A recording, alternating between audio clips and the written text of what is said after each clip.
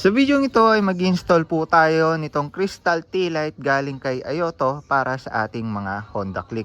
Paano nga ba yung pagdi-DIY install nito at kung paano kontrolin yung kanyang mga ilaw.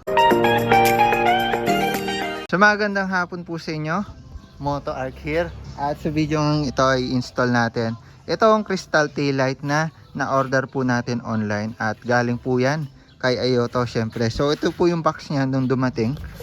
Ayan, legit galing Ayoto stoplight.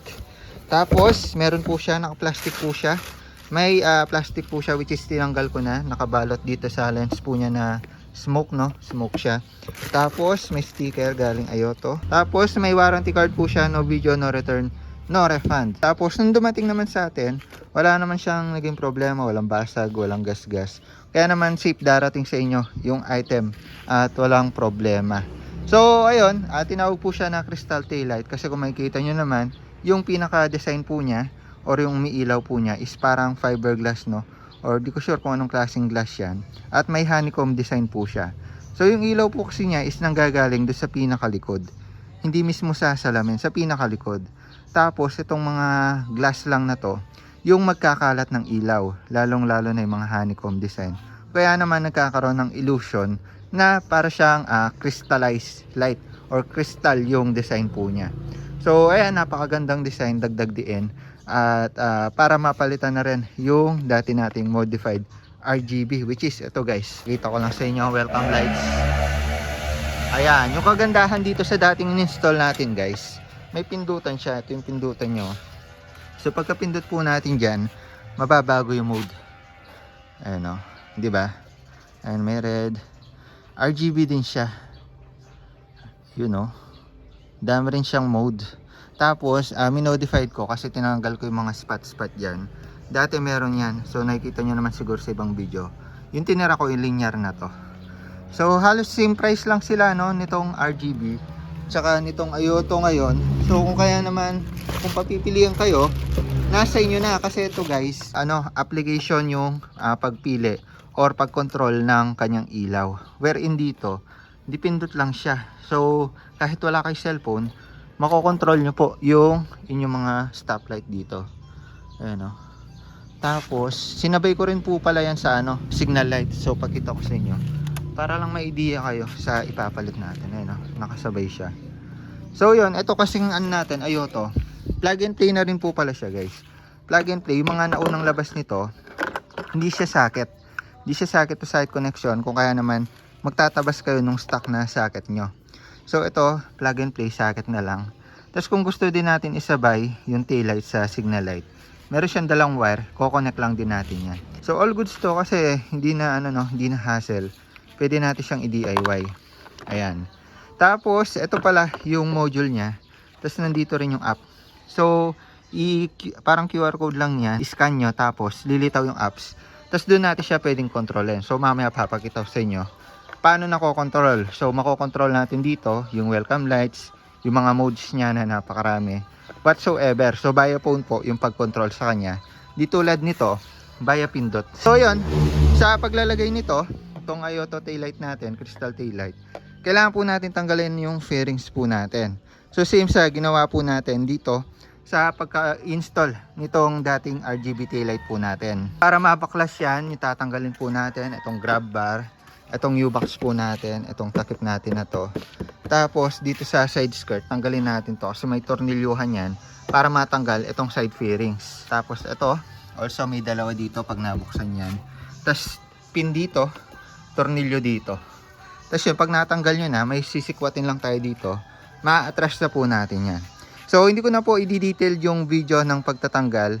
Pwede po kayo mag-refer dun sa dati nating video. Ilalagay ko yung link also sa video natin sa pagbabaklas ng buong kaha ng version 2. So yun, umpisa na natin pagtatanggal para ma-install na natin yung ilaw natin. Natanggal na po natin siya. So bago po natin siya tanggalin ng buo, is tanggalin po natin yung socket na nandito. So may socket po siya pupunta dun sa tail light. So may pipindutin lang tayo dyan, tapos tatanggal na siya. So tinanggal pa natin yung wire na nadugtong papunta sa signal light po natin dito sa ilalim. So So, dinisconnect lang po natin yan para may angat po natin yung kaha. Tanggalin na natin to. Yun. Ayun o, lumusot siya sa ilalim. Punta na tayo dito sa may taillight po natin. So, need pa po natin siyang baklasin dito sa side fairings natin. Meron lang po tayong tatanggalin tornilyo dito. Isa, dalawa, tatlo. Tapos doon sa kabila, tatlo din. Isa, dalawa, tatlo. Bali, 6. Kung stock po yung inyong mga stoplight, same lang din po yung tatanggalin nyo. Baklasado na yung 6 na tornilyo po natin. Mababaklas na po natin itong taillight natin. Atras po natin siya. At ayun, malalabas na po natin yung stoplight natin. At kusa na itong mababaklas. So mamaya, assemble na lang po natin. Makikita nyo yung RGB po natin. May extra wire po siya. Wherein sa stock, ito lang po siya. Socket lang po siya. So itong sa bago natin, may socket na rin po siya, which is sasaksak po natin yung socket dito. Pasok natin yan. So para mapasok natin yan, kailangan po natin kunin itong pin na to. Ayan, kunin lang po natin yan. Wala po kasi siyang inclusions eh. Tapos pindutin lang natin para matanggal. Pasok natin siya. Ayun, may sarili na siyang pin para may suksok natin dito. Ayan, so mamaya na natin suksok. So tanggalin lang din natin to. Tapos yung wire para sa signal lights, hiniwalay po natin. So binalatan lang po natin yung housing niya para humaba siya dyan. Tapos tinanggal po natin yung mga pin dito, tornilyuhan dun sa RGB taillight natin or dun sa stock. Lilipat po natin yan dito sa Ayoto natin. Tapos tinape lang din po natin yung mga wire para malinis siya tignan syempre. So tinry kong imakap para alam ko yung pwesto nitong natin module. So dito, swak naman siya. Para sa akin okay na siya dyan. Tapos ito, dalawa.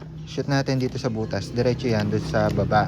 Pero bago yan, syempre, check natin yung taillight natin kung gumagana.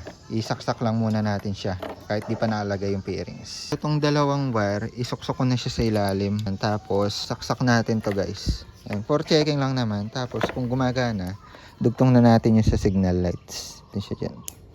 Yun, isang clip lang. Check natin. Ganyan ko muna yung position para makita ko kung gumagana. Uy, ganda. Sheesh. So, yan yung welcome lights niya. Check natin kung ano yung animation. Yun, oh. So, palagay ko naka-modes pa to. Ayan, ganda. Kung nakikita nyo yung mga honeycomb design na yan, hindi yan mismo yung umiilaw. Kumbaga, yung nandun sa dulo, ayun, no, yung mga dots na yun. Nandun yung LED, pero nagta-travel siya hanggang dito. Kung kaya naman yun, no. Crystal na crystal yung datingan. Ang ganda. Ang ganda. So, isang mode pa lang to. Ayan, mamaya try natin kung paano yung back to stock na red. Ayos, di ba? All goods. Ganda ng kulay niya. So pati dito sa gitna, talagang yung honeycomb design niya nagkakaroon ng kulay. Tapos dito sa part na to, yun yung part na pinamakulay, yung dulo, edges. So ganyan yung shape niya. Napakaganda, di ba? Ayos, solid. Ganda ng quality. Wala siyang part na pundi, lahat umiilaw. Ganda, diba? Ano siya, mas malinaw din siya, mas kitang-kita dahil crystal clear nga siya, crystal light. Maka kahit sa anggulo mo siya tignan, kahit gabi, kahit madilim. Goods na goods siya kahit smoke yung lens niya, no? Yung doon kasi sa isa natin, pero parang lumabo na siya pag gabi. Ito malinaw na malinaw, diba? Visible na visible. So yan, try po natin siya pagganahin sa application. So ulitin ko, i-scan nyo lang po itong QR code at lilitaw na po yung application. So kung di nyo ma-search or ma-scan, ito po yung pangalan niya, LED lamp. Search nyo lang sa App Store or Play Store. At ito po yung itsura niya sa apps, itong part na yan, LED lamp. Click nyo lang yan. Then kailangan naka-open po yung Bluetooth po natin at saka yung location. Then kapag naka-open na yon, then open nyo lang po itong app at click nyo itong LED DMX. So yan, kusa naman siyang lumitaw, no? Actually, first time ko siyang gagamitin. Try natin kung gagana siya, guys. Gumagana ba? Ayun. Gumagana siya. So, baba ko lang yung brightness para makita niyo yung kulay. Ayan, pag ginagalaw natin to, sumusunod yung kulay niya. So, nandito tayo sa pula. Nandito tayo sa blue. Nandito tayo sa green. Ayos. So, yan siya, no? So, pwede natin paglaruan. So, yung brightness niya, meron siyang brightness. So, naka-default siya na 50, no? So, ibig sabihin, mas lilinaw pa siya kapag tinodo po natin siya, no? Ayan, 100. Sobrang linaw niya. So, i-normal ko yung brightness. Ganyan yung ilaw niya umaga, 'di ba? So, yan, baba ko lang ulit yung brightness, guys, para makita niyo yung kulay. Ayan, meron siyang mga kulay dito, major color. Ayan, para di na mahirapan. Yung primary colors nandyan. Secondary. Confirm natin. Yan yung stoplight natin.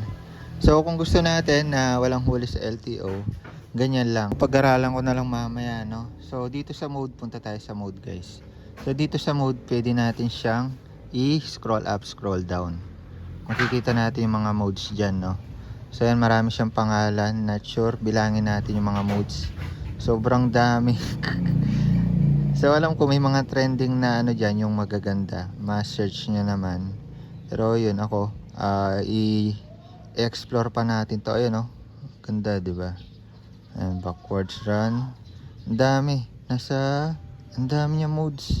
Ayan, nasa 210 yung modes niya, guys. Ayan, kung makikita nyo naman, iba-iba yung modes niya. Pero yun, take note lang, huwag niyong gagamitin yung ganyang ilaw kapag nasa kalsada kayo or nagmamaneho. Mas okay na stock red lang po kapag nagmamaneho para iwas huli. So yan, okay yan, pang mga show, pang mga tambike, or nakapark lang yung motor nyo. Pero once na gumana na, balik nyo na sa pula, no? Ang dami niyang modes, guys. Ayan, magsasawa na lang kayo dyan.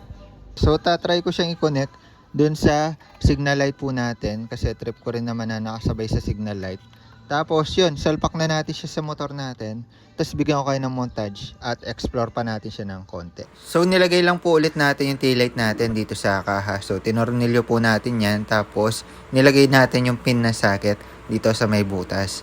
Pagkatapos, nung finit-in po natin siya sa motor po natin, medyo naisipan kong i-tape na lang itong module tapos isiksik po siya dito sa may bandang likuran sa loob. Nag-fit naman siya ng maayos. So yung module natin is nandun. So hindi naman siya nakasiksik, no? Hindi naman siya naipit. So hindi naman siya masira. Ayun, no, nakakapako. Nagagalaw pa naman. So swak naman siya. Hindi naman siya masikip to nor masira. So yun, kabit lang po natin yung bang fairings natin. Tapos i-try po ulit natin itong taillight natin. So yan, ibalik na natin yung kaha, no? So last na gagawin po natin, kukonek naman po natin itong mga wire pang signal light. So ulitin ko, kung ayaw nyong isabay yung signal light nyo dito sa tail light, hindi nyo na gagamitin to, putulin nyo na lang. So yung sa atin, kukonekta po natin. So dahil may pin po itong mga connector na signal light po natin, susuksok natin siya dito, swak lang siya. So puputulin na lang natin to kasi hindi po natin isabay may susuksok itong dalawang may pin dito. Ayan, hindi po natin siya may susuksok dito sa isang butas kasi isa lang yung pagsusuksokan niya. So puputulin ko lang to, babalatan ko ng konti, tapos isasabay ko siya doon sa pagpasok dito nitong mga red wire po natin. So yung sakto lang, ayan, pwede na dito.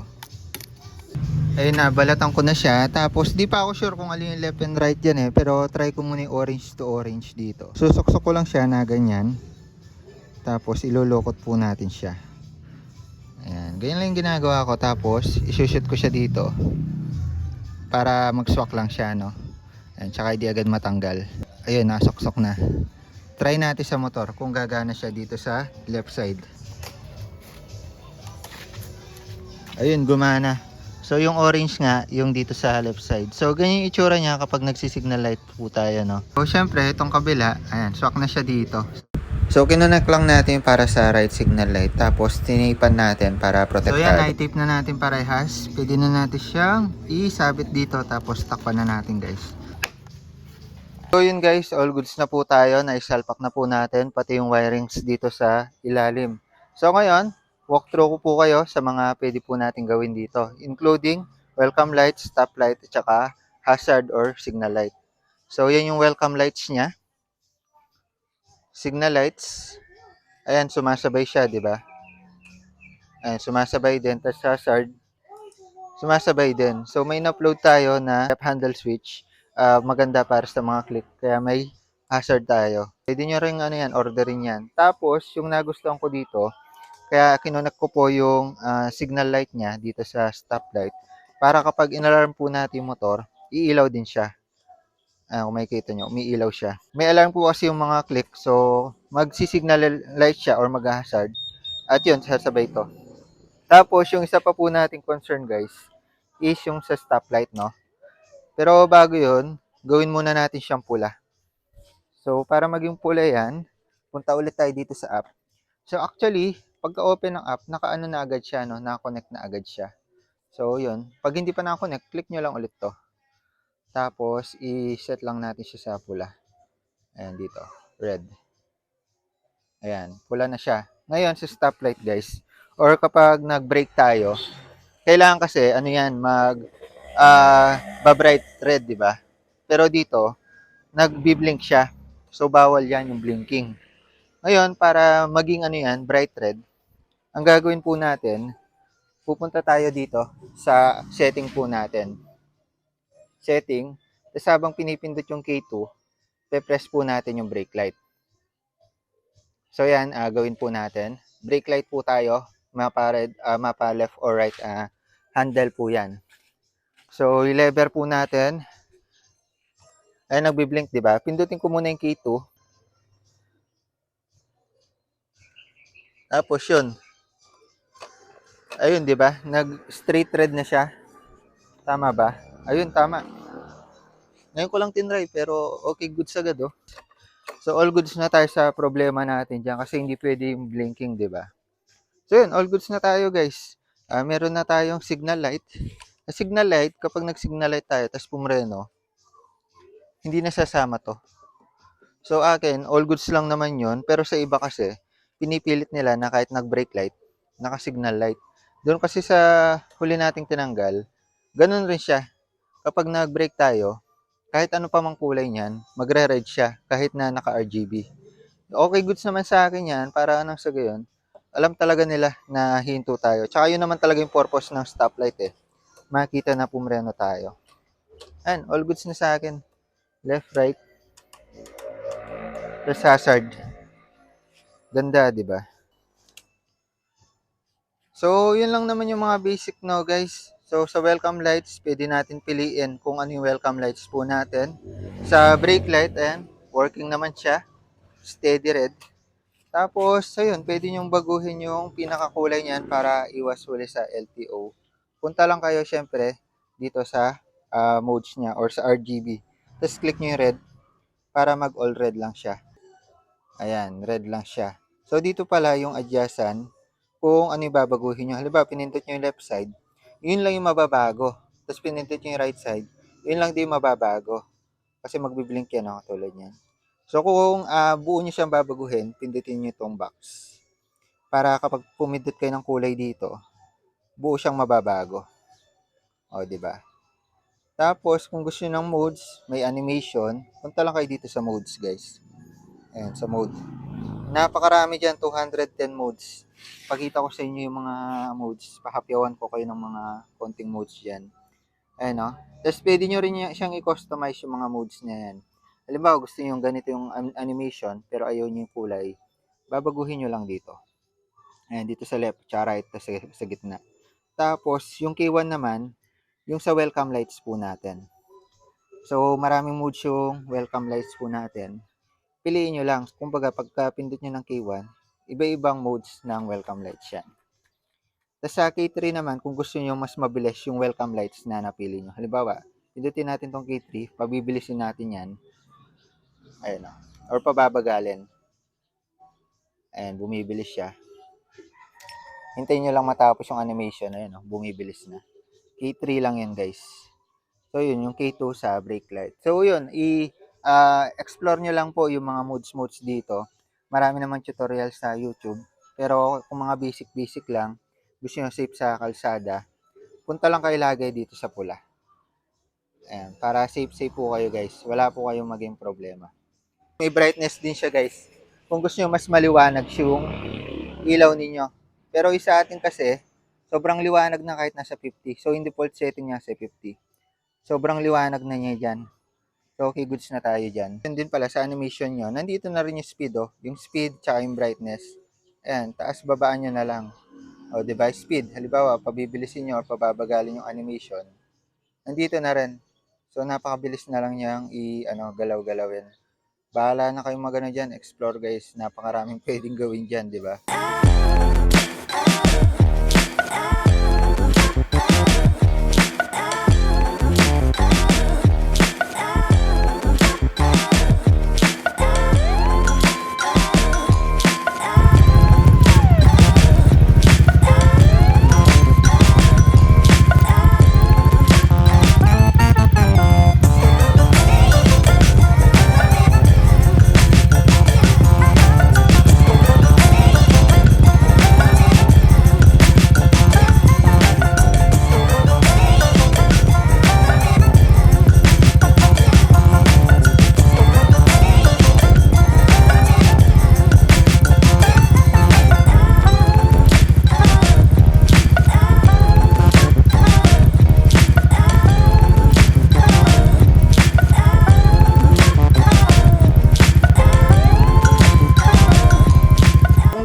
napaka-bail nito, ilalagay ko po yung link dito sa description kung saan po natin siya eksaktong nabili para socket to socket lang po yung maging connection po ninyo.